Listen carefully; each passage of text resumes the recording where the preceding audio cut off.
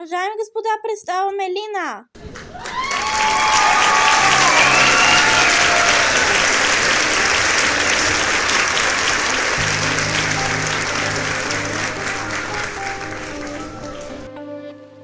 Той винаги казва ми да и казва за теб ще умра.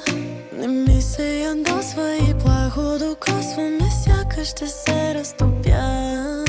Не дава да ходя сама, спестява ми яд и тъга. Но нещо той чувства ли? Аз крещя, той мълчи, искам да видя искра. Не знам какво ли ми става.